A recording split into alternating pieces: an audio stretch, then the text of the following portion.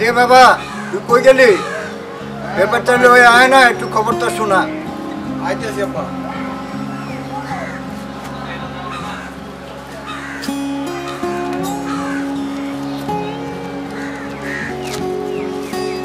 দেখ তো বাবা পেপার কি লেখছে, আমি তো লেখাপড়া জানি না, একটু পড়ে আমার একটু শোনা। আব্বা পেপারে তো লেখছে করোনা এই পর্যন্ত অনেক লোক মারা যাচ্ছে বাংলাদেশে। এই পর্যন্ত 110 জন, 120 জন, 130 জন সব মরতেছে। কিন্তু আমাদের মাননীয় প্রধানমন্ত্রী জননেত্রী শেখ হাসিনা উনি আমাদের জন্য ভ্যাকসিন নিয়ে আসছেন। এই ভ্যাকসিন আমরাও দিছি এবং দেশের সবাই যেন দেয়। এটাই তো নিয়ম, সবার জন্য ভ্যাকসিন আনছে, সবাই দিবে, আমিও দিছি।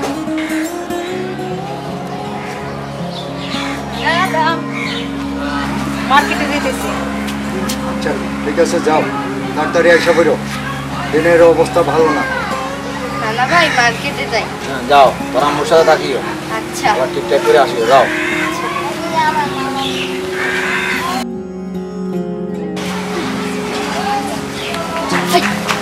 বাবা আমি একটু যাই, স্বপনের সাথে দেখা হওয়ার কথা। ঠিক আছে বাবা, যাও তাড়াতাড়ি এসে বেরো।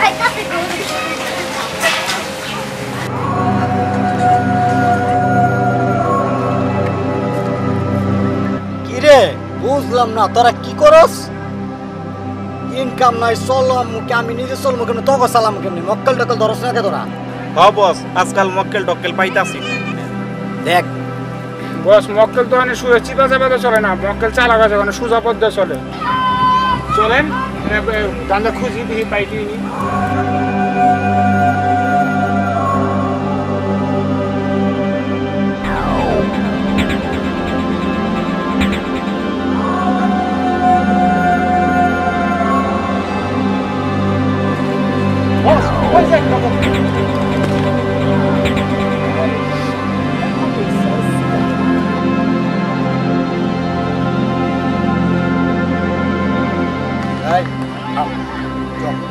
আপাতত একটা ভাই হয়তো চলেন যাই।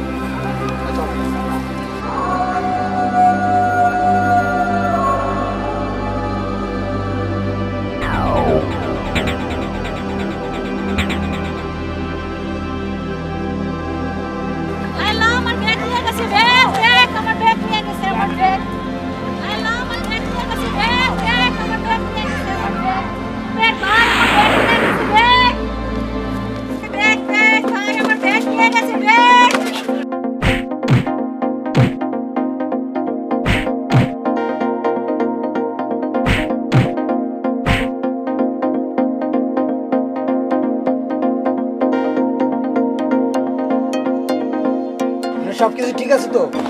হ্যাঁ ভাইয়া সব কিছু ঠিক আছে।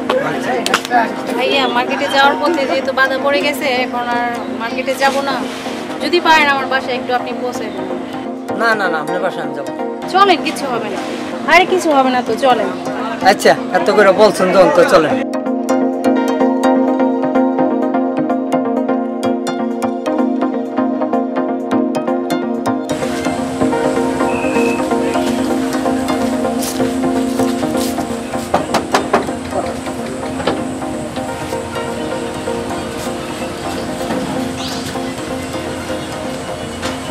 উনি আমার বাবা, উনি আমার দাদু। আসসালামু আলাইকুম।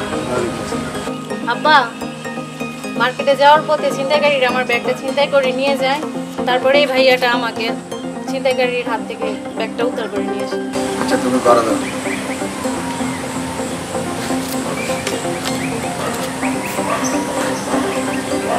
তুমি আসো। না আমি ঘরে যাবো না।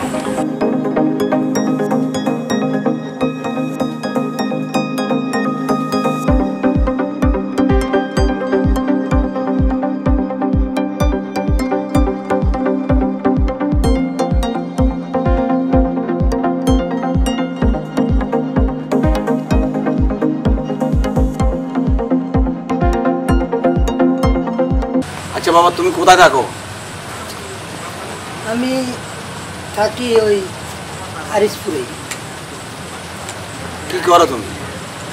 আমি কিছুই করি না, আমার আমার যে এনে রাখছে এনে খাই। আমার জীবনে অনেক হিস্টোরি আছে। কিসের হিস্টোরি একটু শুনতে চাই। দুঃখের কথা শুনে আর কি করবো। তারপরও বলো।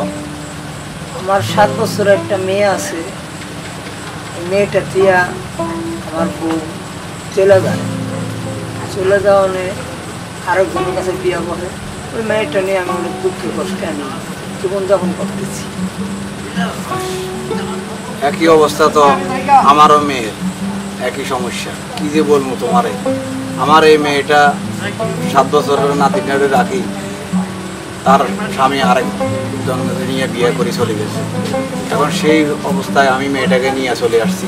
মেয়েটা আমার বাড়িতে আছে, এই নিয়ে রয়েছি, অনেক কষ্টের ভিতরে আছে। আমি চাইতেছি যে একটা ভালো ছেলে যদি পাই তাহলে এই মেয়েটাকে উঠে দিতে পারি, তাহলে আমার মূল্য বাবা আমি একটু শান্তি পাই। দাদা, তোমার একটা কথা বলতেছি, আমার নাতিটারে তুমি বিয়ে করো। এটা কি করলাম না, আমার তো কিছুই নেই। কি আমার নিয়ে খাওয়াবো কি?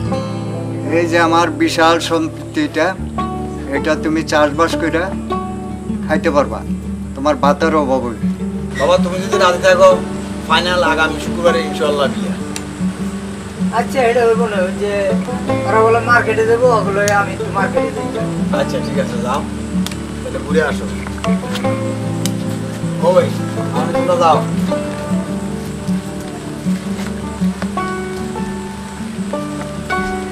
ঠিক মতো আবার সুন্দর মধ্যে পৌঁছি।